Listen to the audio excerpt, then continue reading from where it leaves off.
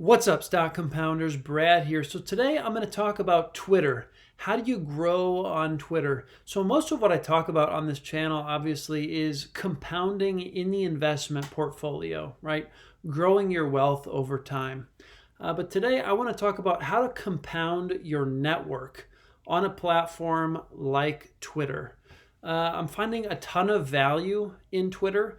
A lot of the value has come, after I've used it quite a bit, after I've developed, a decent follower base.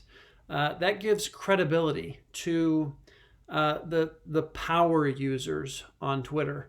And I mean, there's investors, guys, on my list of investors that I look at their 13Fs every quarter that I can just send messages to on Twitter now. So it's an incredibly powerful tool. So I want to kind of pull back the curtain and share with you guys, how do I grow on Twitter? How do I figure out what content is really worth making? So this is just a behind the scenes peek at my Twitter analytics. You can see here in the last 28 days, I've been able to add 1,215 followers. Okay, so quite a substantial chunk of my current follower base has been added in just the last 28 days. So on YouTube, it's very easy to look at what other investing YouTubers, what's working for them. All you do is you sort the videos by most viewed. Okay, it's very simple. Now, there's not many people who know how to do this on Twitter. And today I'm going to show you, how do you get that information? How do you see what kind of content is doing well on Twitter so you can grow that network? I learned in real estate, which I did before stock market investing. There's a very common expression in real estate: your network is your net worth. Okay, so there's a lot of benefits that can come from growing your networks, particularly on a platform like Twitter. So I got to give a big shout out here to Dickie Bush. Okay, this is really a trick that I learned from Dickie Bush. He says, if you use it right, Twitter is the most powerful platform in the world. But it does a horrible job of showing you its advanced features. Here are 10 of them you probably know nothing about. And so we're really going to focus on the first one here. The most underutilized Twitter feature, advanced search. Want to find someone's best tweets? In the search bar, type from the user account name, Dickie Bush, min faves 500. Okay, so we're going to do that. And of course, you can insert whatever username you want here, and you can change this min faves. It's really just show me posts that have had at least 500 favorites. Okay, so you can see here, this post had 3,300 favorites. So we're going to look at an account now. This is an account that really amuses me in the investing space. So trungtphan from Canada, as you can see by the flag here, 288,000 followers. Okay, that is a very impressive following.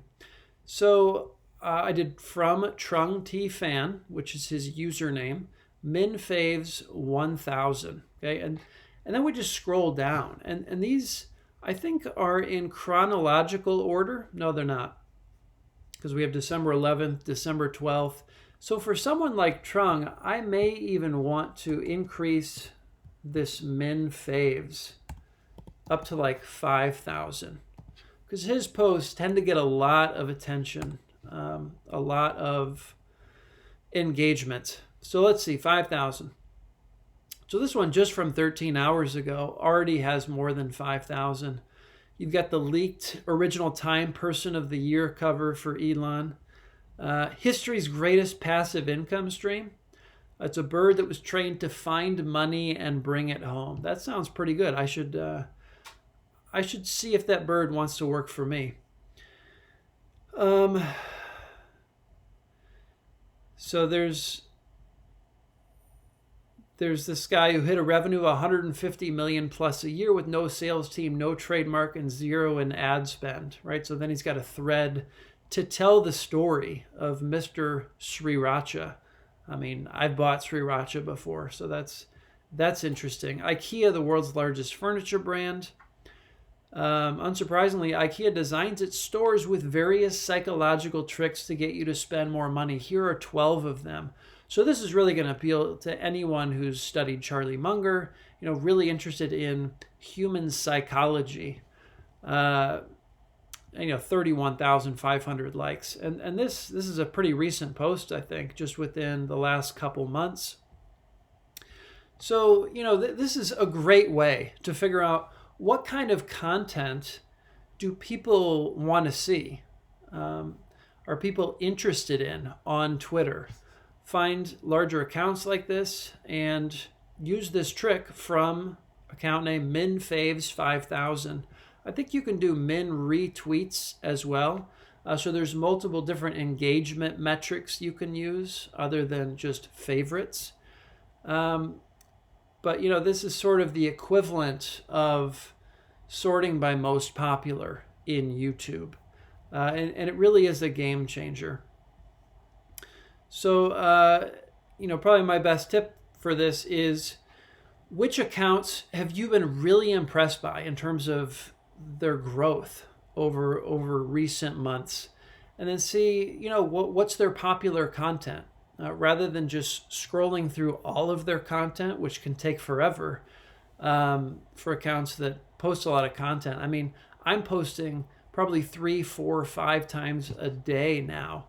So going through all of my content, just jotting down, which of my posts have gotten over 500 favorites or something like that, it's just very time consuming. So this method really cuts back on that time required to research, hey, what's really working on Twitter. So, it's kind of a smart cloning strategy for Twitter, like, looking at 13 Fs of the great investors to see what investments are worth looking into. This is what kind of content is really worth spending time on, what content is really going to deliver value to your audience on Twitter. And that's how you're really going to be able to grow, snowball your number of followers and the strength of your network, which is highly correlated to how valuable Twitter is, at least has been for me. So I just want to share that little tip with you guys. Hopefully you find that useful and valuable. You can see here 194 tweets in the last 28 days. So what is that? Like 6-7 tweets a day? It's significant.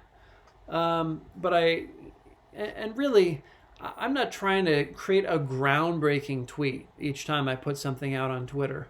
If I come across things that are interesting in my day, I spend a lot of time researching different investors, reading books.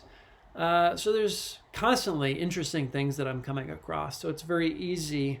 It's almost like a way for me to keep track of everything that I find interesting. Just putting it up on Twitter, and then I can always look through and find it. It's sort of my Dropbox, in a sense, for articles, quotes, things that I've come across like that. So anyway, guys, hope you find this useful.